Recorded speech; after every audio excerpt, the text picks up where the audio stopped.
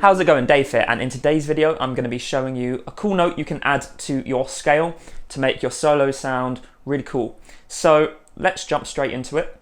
The note lies between the 4th and the 5th of your scale. So if we're playing the G major scale, G, A, B, C is the 4th, we're going to play in between the 4th and the 5th. So we're playing a C sharp, then a D, okay? Now that's the note, but of course, I haven't shown you how to use it yet because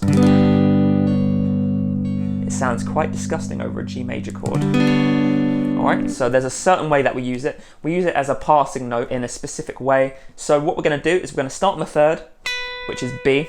So we're playing the 7th fret of the high E string. We're going to move up to the 8th fret, which is the 4th, and that's C. Then we're going to play the sharp 4th, which is C sharp. This is our note that we're looking for.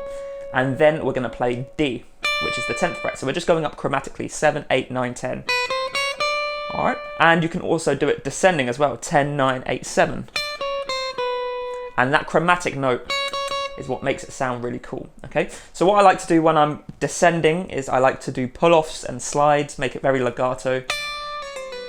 And then when I'm ascending, I like to pick every note, give it a bit more attack. Now that's my personal preference. You've got to kind of experiment for yourself and see which works for you, but I'd recommend trying those to start out with. Now that you know this note and the context in which to use it, or we can start adding it to some licks. So at the beginning of the video, I did a couple of licks and I'm going to show you how to play them so you can get some context for how to use this. We're starting off with a C major 7 chord. Alright, so we're playing 5, 5, 5, 5 on the top 4 strings. So that's just a nice bar with your index finger. And then you're going to hammer on the 7th fret of the high E string with your ring finger. Alright. Then we move into the lick. So what we're going to do is we're going to slide from the 8th fret into the 10th fret with our ring finger, and we're going to descend using that pattern, using our C sharp note that we're adding to our scale. 10, 9, 8, 7, okay. Then we're going to play 7 on the B string, but we're going to slide up to it from the 6th fret.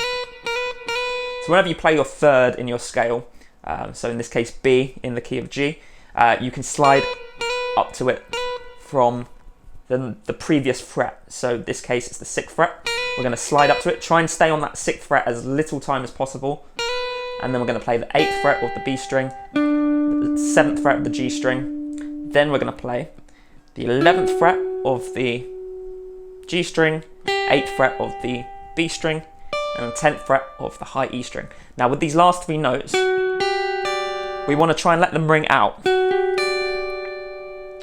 And that's because these 2 notes here create a semitone, and that semitone interval is quite dissonant, which creates a bit of tension. But because both of these notes are within the key, the tension sounds quite nice and leads us nicely back into our C major 7 chord. Okay, then we move into the 2nd lick.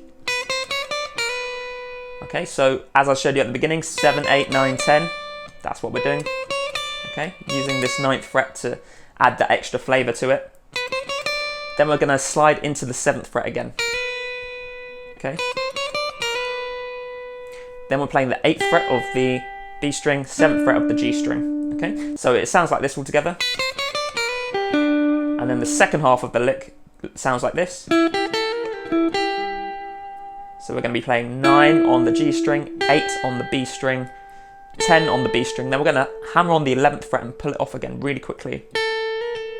Alright, then we're going to play the 8th fret of the B string, 9th fret of the G string, and then finish on the 8th fret of the B string. So the whole lick.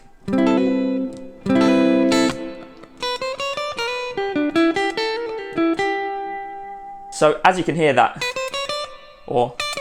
is really, really useful to add in solos. And just to recap, it is between the 4th and 5th. So the sharp 4th we're actually playing and adding into our scale. And you can start from the 3rd and ascend, or you can start from the 5th and descend.